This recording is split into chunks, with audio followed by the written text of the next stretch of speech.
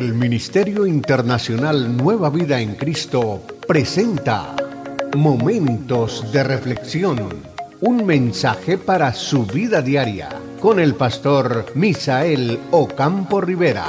Bienvenidos. Hola amigos, cordialísimo saludo, bienvenidos a la reflexión en el día de hoy. Sé que este capítulo 7 de Corintios ha despertado mucho interés y hay muchas preguntas que surgen a medida que se lee y que se trata de explicar. Estamos en el capítulo 7 y dice en el versículo 9, pero si no tienen don de continencia. Recuerde que en la reflexión anterior estábamos hablando de los solteros y de las viudas y la recomendación que el apóstol Pablo les estaba dando a ustedes, las viudas y los solteros. Pero si no tienen don de continencia, cásense, pues mejor es casarse que estarse quemando.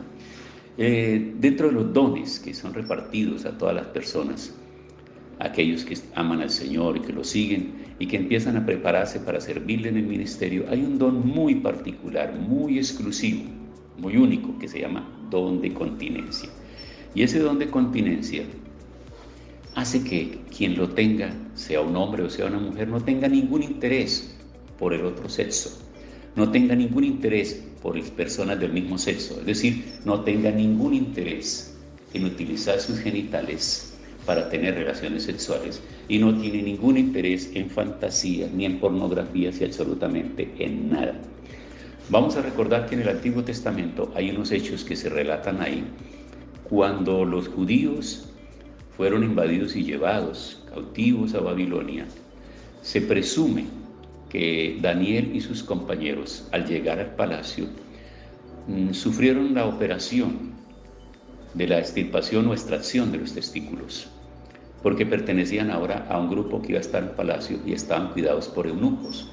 Y los eunucos eran hechos por los mismos hombres, es decir, los reyes se aseguraban de que su harén estuviera cuidado por hombres eunucos, porque esos hombres eunucos, al no poseer testículos, entonces no se corría ningún riesgo que fueran a querer poseer a las mujeres del rey. Pues se presume entonces que en todo ese tiempo a aquellos jóvenes que eran llevados cautivos se les hacía esa cirugía para evitar que ellos entonces procrearan, se casaran y tuvieran sus familias. Pero aquí está hablando ahora de gente que está en plenas condiciones, una viuda o un viudo o un soltero. Si tiene don de continencia, puede quedarse así. Y conocemos personas que pasa tiempo y nos preguntamos, ¿y por qué no se habrá casado? Si ya y quedó viuda joven, y quedó viudo muy joven, y no tenía hijos, ¿por qué no se volvería a casar? Seguramente no tuvo una buena experiencia, seguramente no le fue muy bien en el matrimonio, o seguramente amaba mucho a ese hombre o a esa mujer y no quiere reemplazarlo por nadie más. Pero a partir de ese momento su vida es completamente diferente y se siente feliz. Pero a los que están unidos en matrimonio, mando, no yo, sino el Señor, que la mujer no se separe del marido. Si el matrimonio es una necesidad, y cuando un hombre y una mujer aceptaron casarse, entonces lo mejor es que permanezcan, que traten de encontrar la ayuda y la solución. De hecho, que en la Biblia se menciona prácticamente una sola causa del divorcio, o digamos dos causas del divorcio. La primera es la infidelidad o el adulterio, y la segunda es la dureza del corazón, es decir, la incapacidad que haya en el corazón del ofendido para perdonarlo, y de igual manera la capacidad que tenga el ofensor para arrepentirse. Estamos encontrando personas que manifiestan mucho remordimiento, pero nada de arrepentimiento. Escuche bien la explicación. Son dos palabras parecidas, pero en el fondo son completamente diferentes. Hay hombres que caen en adulterio y vienen y lloran delante de su mujer y tienen remordimiento por lo que hicieron, pero no tienen arrepentimiento. Entonces el que tiene remordimiento es muy capaz de volver a repetir la escena y volver otra vez como el alcohólico que cada 8 días viene y se pone de rodillas delante de su mujer llorando y diciéndole que no vuelve a tomar más. Efectivamente no tomará de lunes a sábado o de lunes a viernes, pero el fin de semana otra vez está con sus amigos y vuelve a ser persuadido por ellos y el olor y el sabor del licor lo arrastran. Lo mismo sucede con los infieles. Cuando no hay arrepentimiento, entonces su vida no tiene transformación, no tiene cambio. Y es importante que se tenga en cuenta esto, porque mientras no exista eso, no va a suceder nada, no va a haber ningún cambio. Pero los que ya están casados les doy este mandato, que no es mío sino del Señor, que la esposa no se separe de su esposo. Ahora bien, en caso de que la esposa se separe de su esposo, deberá quedarse sin casar o reconciliarse con él. Estamos viendo estos casos que son muy frecuentes hoy por hoy. Tenemos que entender que hay culturas, que hay ambientes, que hay lugares, que hay espíritus, que hay situaciones y que hay influencias.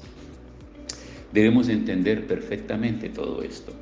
Yo creo que muy de fondo tenemos que analizar nosotros y trabajar lo que sería una pastoral de la familia. Una pastoral de la familia que incluya muchos aspectos, que tenga que ver con lo que es el matrimonio, lo que es la familia, lo que es el divorcio, lo que es el nuevo matrimonio, lo que significan todas estas cosas.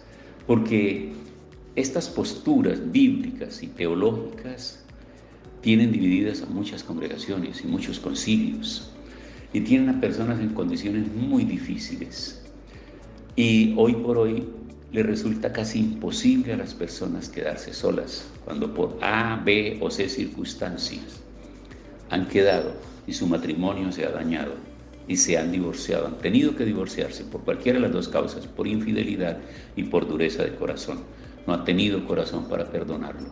Entonces existen las posturas que dicen, bueno, la persona que incumplió el pacto, él fue el que acabó el matrimonio, él fue el responsable, él es el que no puede volver a casarse, porque entonces cometería adulterio.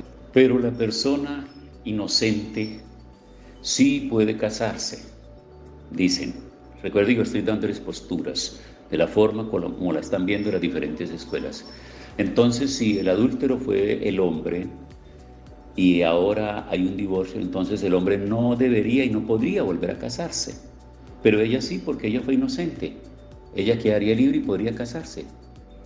Esa es una primera postura.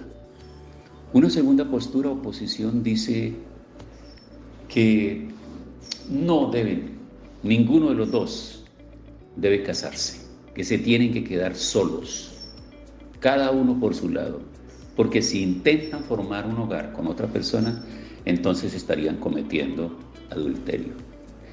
La tercera posición, entonces, está diciendo que es mejor que por ningún motivo se separen, que convivan, que le soporte toda esa infidelidad, que le soporte toda esa situación que está viviendo, porque ese es su hombre o esa es su mujer y que Dios se lo dio para toda la vida.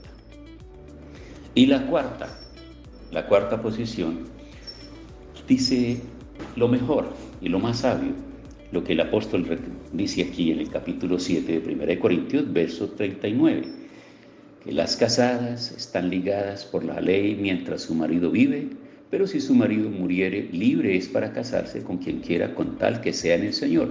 Ese versículo aplica para las dos partes, es decir, la mujer, tanto la mujer como el hombre, están ligados en su matrimonio el uno al otro. Y lo mejor de todo sería velar, cuidarse, ser amigos, ser generosos, que puedan tener esa recreación permanente y constante en su vida, que se gocen, que sientan placer, que sientan el dolor y la angustia de las aflicciones, pero sepan superarlas.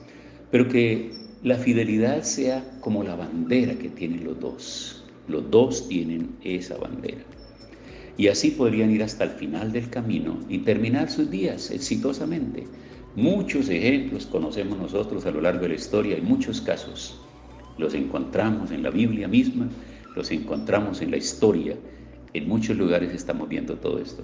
De manera que este capítulo 7, el apóstol Pablo nos está dando luces. Pero recuerde que es muy importante. Yo creo que en cada concilio, cada iglesia, cada pastor autónomo debe tener una pastoral sobre ese tema con claridad. No se trata simplemente de salir al camino a improvisar cosas. Se tiene que tener claro lo que se quiere hacer frente a cada caso, porque estamos en un mundo arrollador, un mundo que tiene muchas situaciones y circunstancias que meten nuestras parejas y nuestras familias en calzas prietas y que hay grandes dificultades. Por eso la recomendación es seguir juiciosos, estudiando, analizando de profundidad todo esto. No solamente es predique aquí, predique allá, sino hay que enseñar, hay que trabajar, hay que reunir las parejas, hay que tenerlas con cierta frecuencia, tocando temas de estos para ayudarlos, para motivarlos, para monitorearlos, para enseñarles, para que no olviden ese compromiso y sobre todo para exhortarlos, para que se cumpla el deber conyugal en todos los aspectos que implica esa expresión. Tiempo para orar, amigos. Señor, muchas gracias por esta palabra, por esta enseñanza, y sabemos que nos ayudarás cada día para seguir entendiendo mejor nuestro compromiso. Gracias en el nombre de Jesús. Amén. Hemos disfrutado de un gran momento de reflexión con el pastor Misael Ocampo Rivera. Un mensaje lleno de amor, esperanza y felicidad para tu vida. Los invitamos a compartir este mensaje con sus amistades y en sus redes sociales. Búsquenos en YouTube y Facebook como Ministerio Internacional Nueva Vida en Cristo y en Instagram como @MinInternacional Nueva Vida. Momentos de reflexión.